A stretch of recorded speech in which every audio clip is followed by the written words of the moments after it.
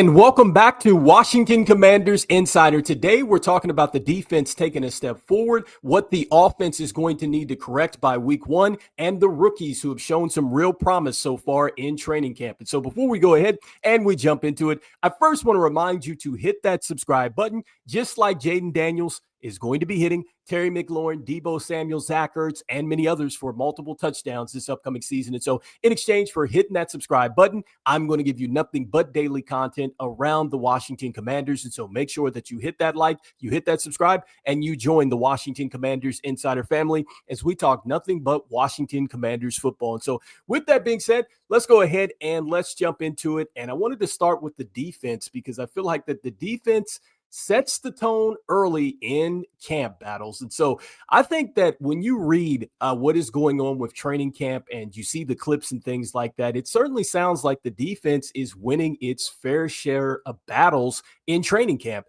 And I think that right now, this defense is ahead of schedule than what they were last season. And so I'm super excited to see what this defense is going to look like. Yes, I know, the team definitely didn't play as well as they wanted to in week one of preseason play. I get all that. But I think that as you continue to just lay down the standards here, you're still trying to iron out how the roster is going to look. By the time you get to week one, we're going to see that this defense is much improved from a season ago. And so just looking at what they're doing so far in training camp, in the practices and stuff like that, number one, it sounds like that they are getting pressures. And so I want to start with Von Miller. And I think that this is super important because when we're talking about pass rush, this is something that was just linked to the Commanders really all through the draft. We were thinking that the Commanders were going to go out, they were going to draft a player. They did not. And then, I just thought, well, hey, maybe they're just going to go. They're going to see what's going to happen in preseason. There's going to be some players that get cut due to the salary cap and stuff like that. And then here comes Von Miller. And so this is a guy that definitely they had been focused on. They were just kind of waiting, and then they got that taken care of. And so far, Von Miller and what he's doing in the practices and stuff like that, it looks like that we are going to get that Von Miller that has been special for the Denver Broncos, and then also too, for the Los Angeles Rams, and then to the Buffalo Bills at times. And so I think that is certainly going to help us there. And I just think that for the Commanders now, with the rest of the players that were here a season ago, they get a chance to now lock in a little bit more with Coach Witt and just really what he's trying to instill as far as just from a strategical standpoint on defense. And so I think that you're seeing that really take off in this next season. And I just love the fact that the additions have done well too. And so I think that all the players that we've gotten in free agency here, they definitely fit, what Coach Joe Wood Jr. wants to do from a scheme standpoint and the versatility. And so I think that the defense is showing us that they can be a lot more versatile thus far. I think that that's why they're able to kind of show some of these looks and things like that and win there. And I just love what they've done in the back half of the defense. I think the secondary, to me, it might be the best unit on the defense. And so, that's not to take anything away from the entire defense, but I do think that with a healthy Marshawn Lattimore, he's going to be a guy that's going to be able to get physical and nasty over there. He's definitely going to want to come up in the run. And then also too, we're counting on the fact that he's going to get some turnovers. Mikey Sainristil, it looks like that he's definitely taking a step forward. He's making some plays. And I just love what we are seeing from Trey Amos. I think that he continues to show that I just wonder, is he seriously a rookie? Because at this point in time, he looks like he's been in the league for quite some time. And so that secondary awfully buttoned up back there. Then we're not even talking about what we have at safety right now with the guys that we have brought in here. So it looks like that Will Harris and these guys like that are doing a great job too. And so I just wonder with this defense now, when we do start to see this unit, are they more improved against the run? I think that is going to be the biggest question here with them taking the leaps forward, But right now, I just think that when you look at what happened last season for this team, the offense, it just took off immediately. And the defense, it took them some time to get it together. They obviously didn't get a chance to get to where they wanted to last season, but it seems like a team that has very much picked up off of what they wanted to do a season ago.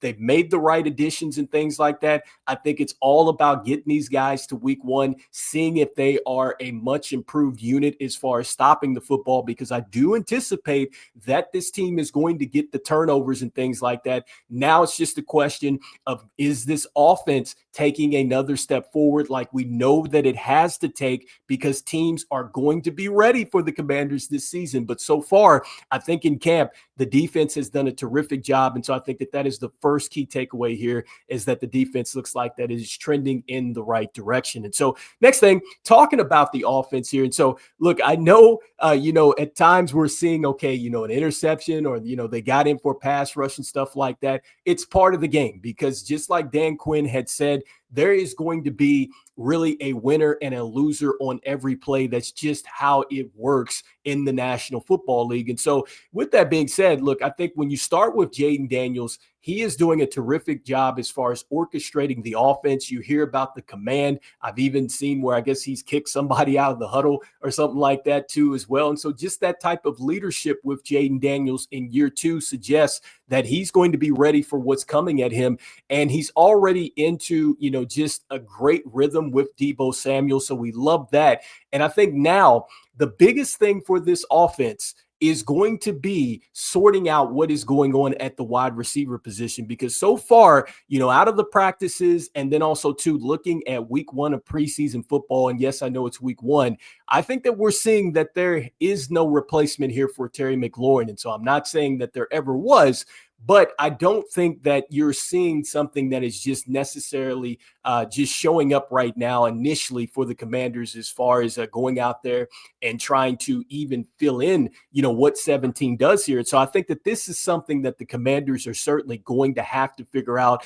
And there's two players that come to mind here. And so with Luke McCaffrey entering year two, we're hearing that, he's definitely, thinking the game even more better as a wide receiver here in year two, and understanding where he needs to be, making the adjustments and things like that. But he's also been used in different situations, much like Jalen Lane. Both of these guys have been flipping around and stuff like that. And so I think that this is something that, they are going to need to figure out. And if there is, a situation where Terry McLaurin does hold out and he is not out there week one, the Commanders need to really button that up. And so I wonder, as this thing kind of drags along with the whole thing of he's there at the practice facility. We obviously know that he's out right now on the PUP list here. But, if it is a chance of a holdout and he's not going to be there week one, this is something that the Commanders are certainly going to have to figure out, because I don't worry about what you have with Deebo Samuel, and I don't worry about what you have with Zach Ertz. And to a certain extent, I really don't worry what you have with Noah Brown. But, I think that there is going to be definitely a drop off, once you come off of Deebo Samuel here. And so this is something that the Commanders need to figure out. I mean, when you look at some of the players that have flashed for us so far, I think of Ja'Cory Brooks, undrafted free agent here. And so I don't know, how much of a huge role he would have in the case of a Terry McLaurin holdout, if it were to, come to that. But this is a guy I think that has done very well. And so far too, I think we've seen some stuff here from Jacoby Jones. And with Michael Gallup, this is a player that is definitely experienced. He's in his 7th season here out of Colorado State. And so he had a slow start, not a bad performance here in week one in preseason play. But I do think that, look, if a holdout is going to happen, he's definitely in a prime position to step up. But this is something that the Commanders need to figure out before week one. And so next, I wanted to talk about the rookies here. And so, look, I think that all our rookies have been making noise, especially when you look at Ja'Cory Krosky-Merritt. I'll say it again. If you play fantasy football, I think that you might want to bet on picking up Ja'Cory Krosky-Merritt. I'm just saying, because he looks great out there. I think that in his first preseason play, he definitely showed that, look, he can hit the hole. He can definitely take the physical contact as well. And then also too, I loved how he got out of the backfield, showed his ability to catch the football as well. And so he shows you that he could really be an every down type of back here. And I just love what he said after the game, when he said that he felt like he was just processing things quickly. And I'm like, man, if he is going this quick, if things slow down for him, and he's able to take off from there. Like, man, I can imagine that Corey Krosky Merritt is going to have a major role here. And so let's see what happens.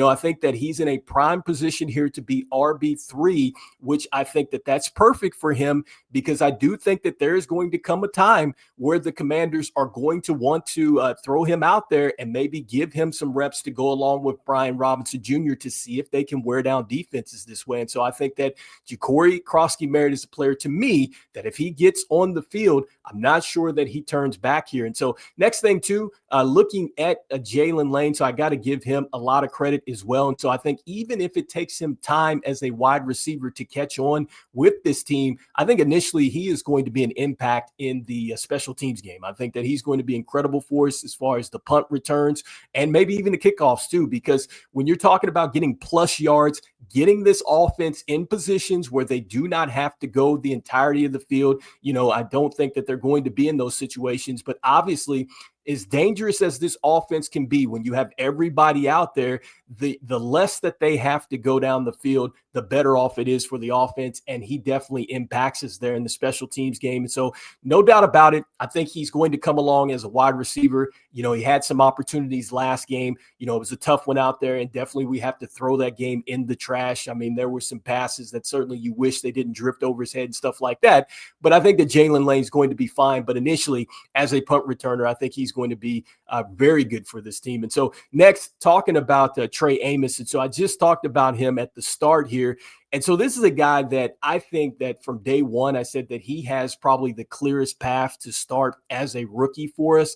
And there is no doubt in my mind, after watching him in preseason and then also to just seeing the things and reading the stuff here and what he's doing at training camp and just the way that, he's handling himself in the interviews and stuff like that, this guy sounds like that he is ready. And so I can't wait to see what he's going to look like here in week 2. I continue to keep saying this. Like, I hope that Cincinnati does throw their receivers out there, so we do see him go against a T. Higgins or a Jamar Chase and see what he does there.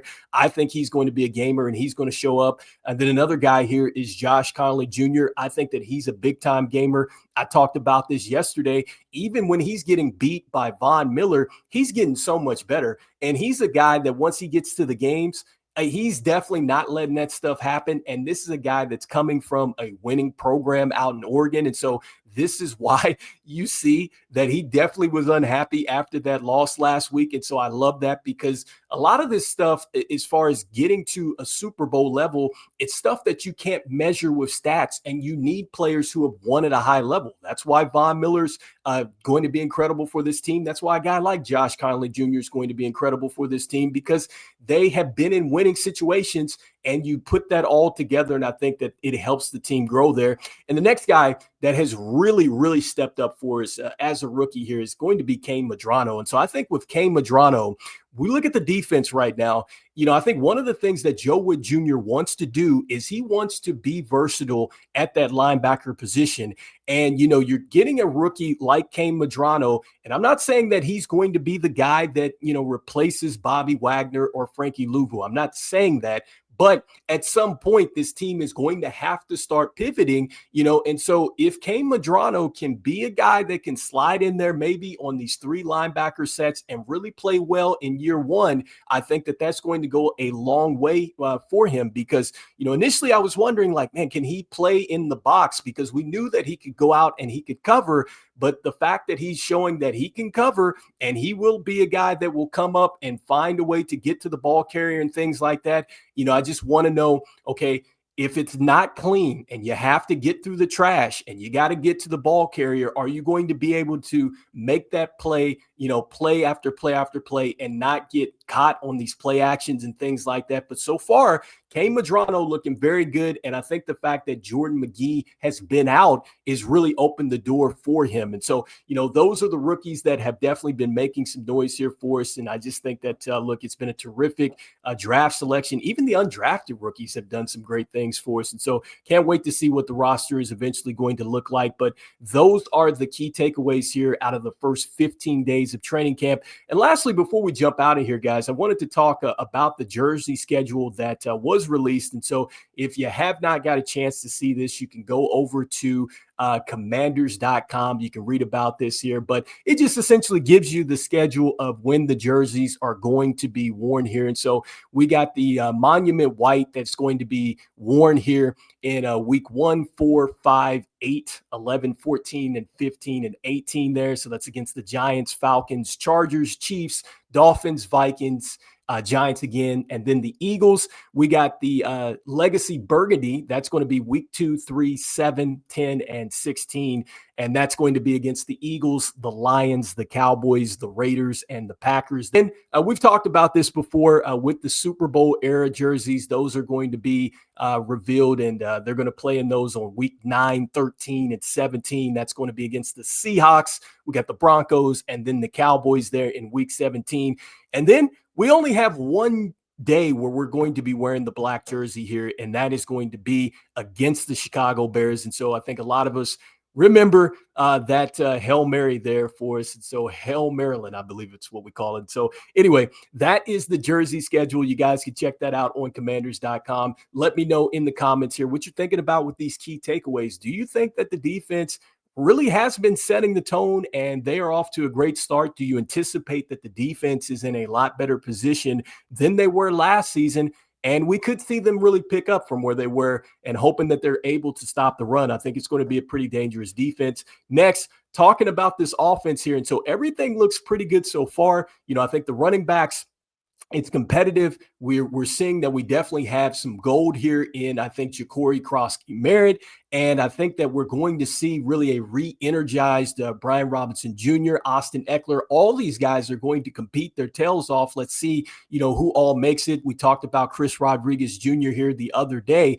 And so I think that we're good there. The pass protection seems like it's been solid. But I think that now for this team, to take that next step here, they're going to have to figure out the wide receiver play, because we know what we are getting from Deebo Samuel, and I believe we know what we are getting from Terry McLaurin. Hopefully once this contract situation gets resolved, or he ends up just playing on the contract that he's on, I think we know what we're going to get there. But I do think that the Washington Commanders are going to need to figure out what is happening after these guys, because keep in mind, even though Terry McLaurin, probably feels that he can be on the same page with Jaden Daniels initially, if he does miss all of preseason, you're going to have to maybe rely on some players early on that have been working with Jaden Daniels. And so that suggests that Jalen Lane, Luke McCaffrey, Ben Sinnott, like these guys are going to have to step up. And so, just kind of sorting this wide receiver crew out before week 1, I think is very important. And then lastly, with the rookies, you guys let me know in the comments here who has impressed, because